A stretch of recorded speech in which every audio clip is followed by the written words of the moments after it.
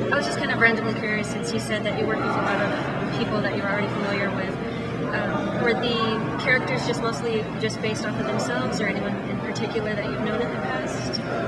You know, none of the characters were really based on any person. I just knew that I wanted to use Matt Matson as a character, so we invented the best friend of my character. I knew I wanted to use Adam Johnson as, you know what I mean, and so we thought, where would he fit best? And it ended up that he worked best as, you know, the vampire. There was a time where he was actually going to maybe play Gary Cole's part, because we made offers to a lot of different actors, and we kind of wanted at least one person that people knew. And so there was a chance that, like, at one point we offered the main actor to Andy Samberg, and he wasn't able to do it. And if Andy Samberg would have said yes, Adam would have been playing the Doctor, and Gary Cole, you know, just so we kind of knew, like, we wanted one of the parts to be somebody that everybody kind of knows, but the rest we were going to work in, like, all of our characters. I was also just randomly curious. You said you wanted to go with the whole angle of, like, more the, I guess, the underdog or the loser type vampire. Was that maybe in part based off of Martin, who, you know, the film, the guy thinks he's a vampire, keeps trying to kill people, and gets beat up in the process? No, I haven't seen that movie, so it wasn't based on that. Maybe like just a subconscious parallel with, but yeah, I'd never seen that film. I just, I thought of it, I had the thought, and I thought it was interesting, so kind of built on that. So. Yeah, I just thought it was really interesting, since just what it randomly reminded me of when you first mentioned that, especially since, yeah, it's very cold. So. Yeah. I was also, how long did you work on the film? I noticed on the desk calendar it said 2010, so I was just kind of curious. No, we were shooting like in 2010 and into 2011. Like we shot in the fall and kind of like the winter into spring, and so kind of, and then we did, like, for 2012 we did all the we did a bunch of festivals, and then we hit about 10 or 12 festivals, I think, including like the LA Comedy Festival and the Chicago Comedy Festival. And then we released this year. You know, it's kind of crazy. It's like you do things a long time ago, and then it takes a while for it to get out, especially when you're fighting against, like, the big studios, fighting for an audience and whatnot. So yes, we were working on it back in 2010, which seems like forever ago, but yeah, I was just kind of, I just didn't know if that was done for comedic effect or if that really was the timeline that you guys were working No, with. it was. You know, that's funny. That's the first time someone's mentioned that they've noticed that. So, yeah, and then you see, like, it was supposed to be, it says Transylvania, like 1711.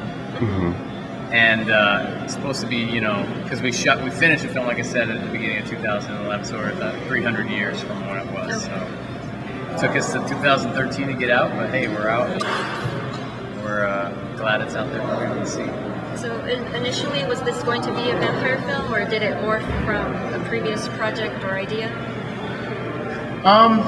Actually, we kind of were like, there's a Western script that I'd written that I really wanted to do, and it just was going to cost too much money to do like a Wild West movie. But so we thought, kind of with the vampire thing, like, let's try some, you know, let's think about ideas, because there's so many, you know, all the Twilight movies are coming out and everybody loves it. Like, you know, let's kind of jump on the vampire bandwagon and see what happens. So we did definitely start brainstorming because of that. So I'd say it was definitely inspired by kind of the pop culture. Yeah, I noticed all of the Twilight books around it. I just kind of thought that was a bit funny. I don't know if you guys were just kind of also just taking a jab at it, just the whole sissy vampire type. Yeah, we wanted to jab a little bit. But we didn't want to overly do it. We actually cut a scene out. There's a part where there's a scene that we had in there where Gary Cole's character asks Dr. G to come to the window to look at something, and when he comes to the window, he opens it up and shines light on it. And he freaks out because it hurts him. He's like, "What are you doing?" And Gary Cole goes, "I wanted to see you sparkle." Like, and it's funny, like, people like when we showed the test screen, they liked it, but we got worried, like, who knows when this is going to come out? Like, how many sparkle jokes are going to be out there? Like, or is it going to seem like, oh, these guys are way late to the game as far as sparkle jokes? So I thought we should reference Twilight, but not have as many jokes. So even though that scene was funny, and we cut it from the movie just because, you know, like I said, we wanted to be fresh. We didn't want people to think like, oh, okay, these guys are last to the table, you know, to come up with a sparkle joke. So anyway, it was very funny at the time, and like I said, you know, when we explained it to fans, they like it, but we thought overall it'd be better to tone it back. So was there any other inspiration or anything that led up to Vampire, or was it you're just going with the popularity? You know, I like vampire movies.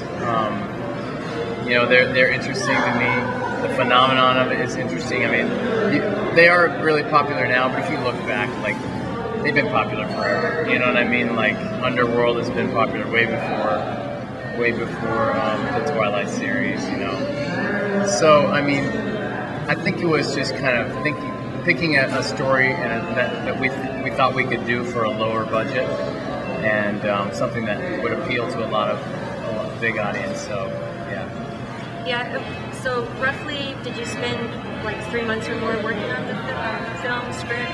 We probably spent about 3 months writing the script, and then it took us about 4 months to get like the cast to, you know, like to get everything on board, because that's the hardest thing to do, is get like some of these bigger actors to say yes to an independent film, because they don't know if it's going to be any good. They're worried that, you know, who's this director? You know, I hadn't done a feature film before. My co-writer hadn't done a feature film before, so they're always worried, and you don't have a lot of money to pay them, so you've got to really have like a script that, you know, catches their eye, catches their interest. And so luckily a lot of people really responded well to the script, and it took time, but after a while we got some, you know, we got Gary Cole, we got Julie Gonzalo, and Alexis Knapp, who's doing really well now. She's in Pitch Perfect. She was in Project X, and she did a great job with it. So. It was definitely very well written. Usually when it comes to comedies, I have just a very odd sense of humor, but I was just laughing through the whole thing. Good. So Great. That's definitely really great. Thank you so much. I appreciate it. So are you looking to stay within the horror comedy type genre, or branching out? The next one is a fantasy comedy. Everything that I write tends to be like at least somewhat comedic, because I have a background in improv comedy. A lot of the movies I produce aren't necessarily all comedy. I do other like fantasy, like straight up fantasy action movies. But the ones I write tend to be comedy. So I don't know if I'll do another horror comedy soon, but definitely a fantasy comedy. Like I said, I want to do a Western comedy. I love genre movies, so I kind of want to hit a bunch of the different genres. Just avoid do a different take. Yeah, hopefully. I know you mentioned that you were doing a fantasy film that was going to be sort of a cross between Willow. Was that just obviously previously planned, or is that just kind of lining up with the 25th anniversary? It wasn't planned to line up with the 25th anniversary, but it just happens to be that way. I love Willow. I watched it 1,000 times when I was little. It was like the perfect age. Like I was, I think, 7 or 8 when it came out, and I loved it. And I love Princess Bride. I've probably seen that even more times than I've seen Willow. So I thought, like, a movie that has good action like Willow, but also kind of the comedic sense of Princess Bride, I thought would do really well. And Willow is funny too. If you watch it, you know what I mean? There's a lot of fun. The Dakinis are funny, you know, like, you know, Ed Mortigan, you know, Val Kilmer's character is just, he was hilarious as well. So it's the type of movie I love, and I'm excited to, like, you know, show everybody our take on that genre. So very cool. Yeah. So yeah, it's very, very interesting, just different takes, and like I said, I really liked the dialogue. It flowed very well. It's just very realistic, and you know, most people, you know, off people just tend to just come out of left field anyways. So yeah. It's fresh to see dialogue that flows that way rather than something that's been formulated to fit. Yeah. Thank you so much. I appreciate that. But